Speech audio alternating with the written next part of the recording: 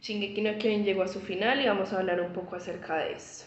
Aquí como una pequeña nota, ya analicé varios de los personajes de Shingeki no Kyojin en mi Instagram y en mi TikTok. Allá pueden ir y ver los pequeños análisis que hice, pero hoy me centraré netamente en el final y en cómo toda la evolución de los personajes nos llevó a lo que vimos en este último capítulo. Y empecemos por Eren. En Eren vemos algo que para mí, o lo que yo alcanzo a notar, es una disonancia cognitiva. Y una disonancia cognitiva es el choque entre dos o varias ideas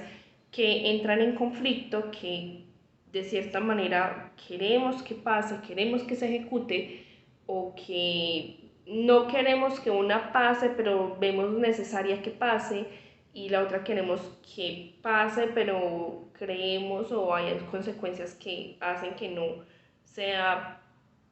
plausible que llegase a pasar y nos genera malestar. Y ahora bien, pues en la conversación que tiene Eren con Armin, vemos esa disonancia entre quiero que mi casa, por ejemplo,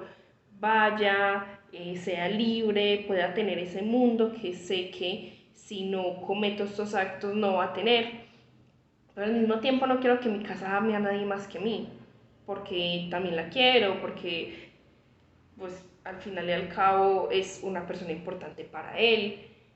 porque están desde niños juntos y sienten ese cariño y ese amor el uno por el otro. Entonces son ideas que chocan y hacen que Eren tenga que entrar en ese malestar de qué puedo hacer. Además, en la disonancia cognitiva de Eren vemos es el choque entre presente, futuro, pasado, el aquí, el ahora, el qué va a pasar, el quiero cambiar el resultado, pero por más que trate de cambiarlo no puedo, por más que cambie mis acciones no puedo. Entonces esto hace que simplemente colapse y se lo dice a Armin, es que me quebré, me perdí la cabeza. Y aquí es como muchas veces en nuestra realidad empezamos a notar que a nosotros también nos pasan este tipo de situaciones, este tipo de cosas, que tenemos una idea, que tenemos unos deseos, pero no son compatibles con la realidad o que no son compatibles con lo que necesitamos en ese preciso momento y nos lleva a un malestar general. Ahora bien, no nos llevará a generar un exterminio total como lo lleva, pues como casi lo logra Eren, pero sí nos lleva a tener diferentes malestares emocionales que al final y al cabo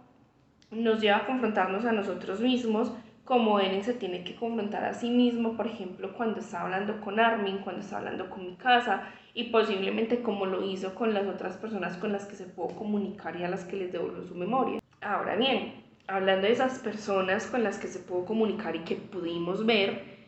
hablemos de mi casa, y es que mi casa hace una alegoría a ese romper esos lazos o romper esas ataduras que muchas veces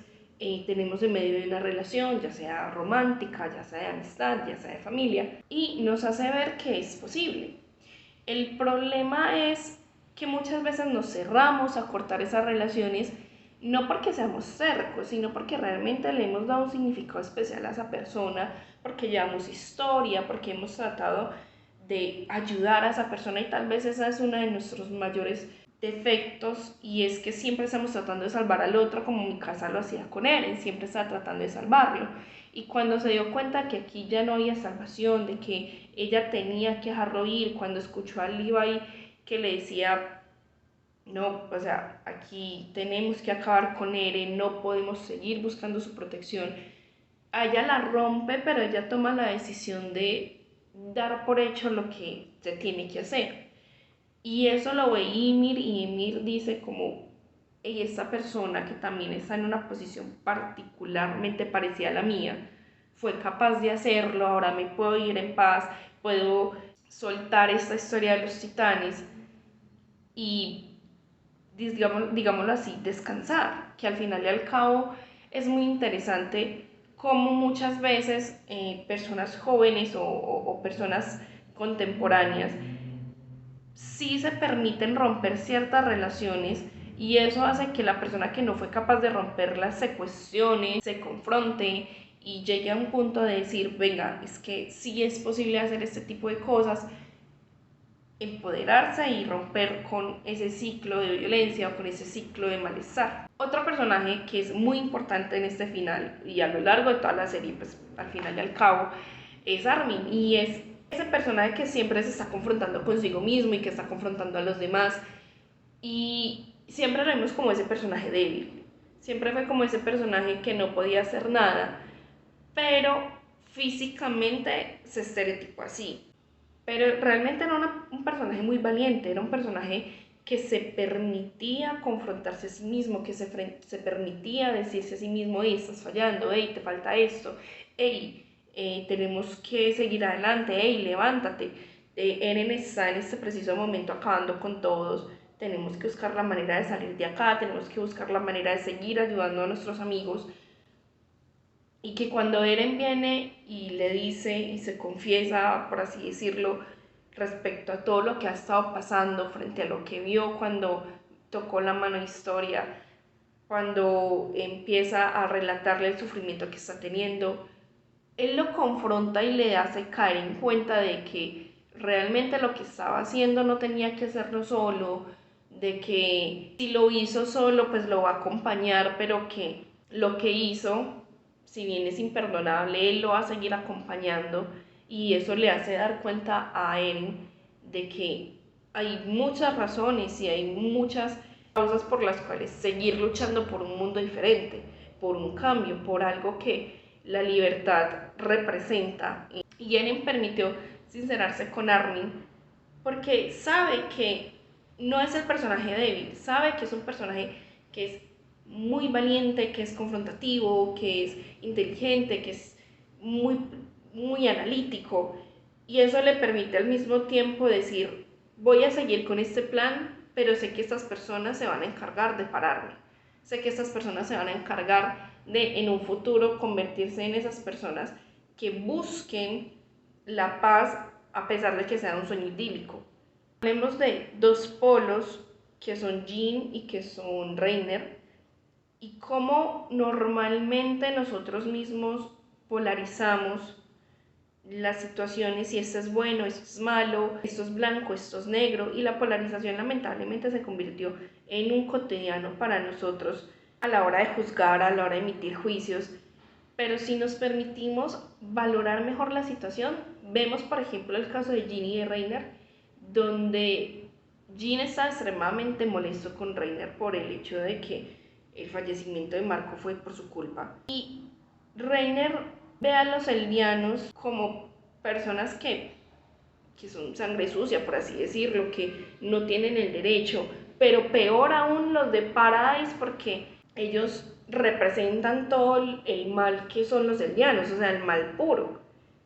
Cuando ellos se conocen, cuando ellos van viviendo todas esas etapas, cuando ellos van viendo que no todo es como parece, cuando se dan cuenta de lo que realmente les ha vendido la sociedad, lo que les ha vendido el miedo, cuando se van a enfrentar con Eren, se permiten el cuidarse el uno al otro. Jean se permite darse cuenta de que Reiner no era una persona mala, de que Reiner estaba cegado por toda la ideología de Marley, por toda la ideología que le habían vendido a los eldianos, y Reiner se permite entender de que esos demonios nunca fueron demonios, que se permitieron ser sus amigos. Permite darse cuenta de que Jean, a pesar de lo enojado que estaba, es capaz de tenderle la mano y decir: es que en este momento nosotros no somos el enemigo, en este momento hay un titán gigante que está destruyendo el mundo, que se convierte en el enemigo de todos, y que tenemos que unir fuerzas para poder evitar que se extermine toda la humanidad. Y muchas veces se nos olvida este tipo de situaciones cuando estamos en nuestra cotidianidad, y de inmediato decimos: es que esto es bueno, es que esto es malo, y no nos permitimos analizar y reflexionar sobre diferentes aspectos de la vida que si nos permitiéramos reflexionarlos mejor, tal vez tomaríamos otro tipo de decisiones, nuestra convivencia con otras personas sería diferente y posiblemente tendríamos una convivencia más armoniosa. Uno de los personajes favoritos, además de todo Shingeki no Kyojin, fue Levi, y algo muy bonito que vi en su final fue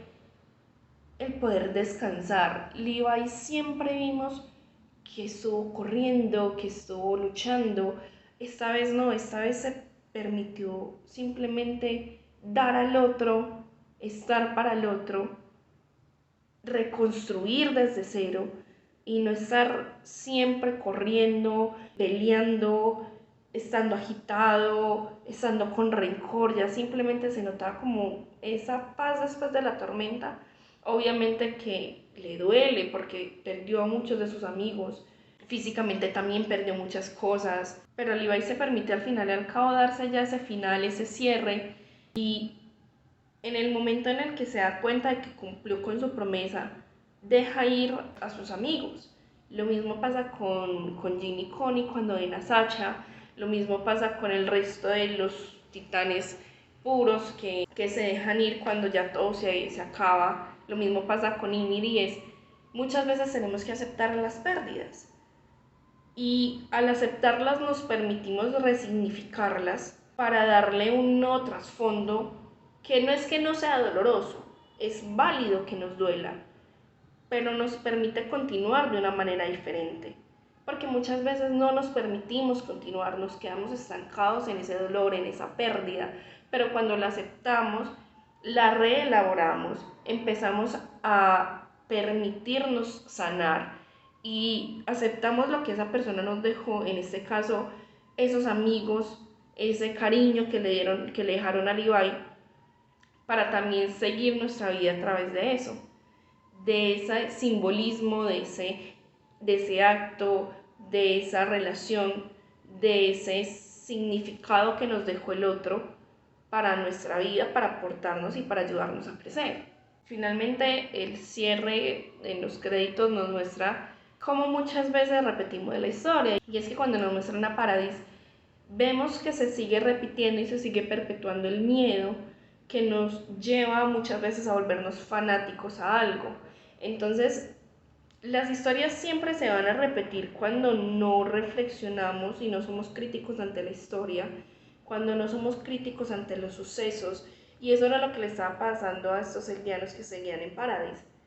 Tenían miedo de que la gente tomara represalias contra ellos, tenían miedo de que en algún momento llegaran a acabar con ellos de nuevo, que trataran de quitarles su libertad nuevamente. Y esto termina llevándolo al fanatismo, como lo vimos por ejemplo antes de que se terminara la serie con los yegueristas, como lo vimos por ejemplo con el culto a las murallas. Y cuando ese tipo de cosas pasaba, la gente se cegaba y en vez de respetar o buscar soluciones o escuchar el criterio del otro, simplemente se cerraban y atacaban, que fue lo que vimos por ejemplo con la policía militar, si no estoy mal, que buscaba perpetuar ese miedo, buscaba perpetuar ese desconocimiento, y lo mismo pasaba con Marley. Buscaban generar miedo y desconocimiento diciéndoles que las personas de la isla estaban haciendo daño, se estaban preparando o que seguían siendo demonios y que había que castigarlos de alguna manera.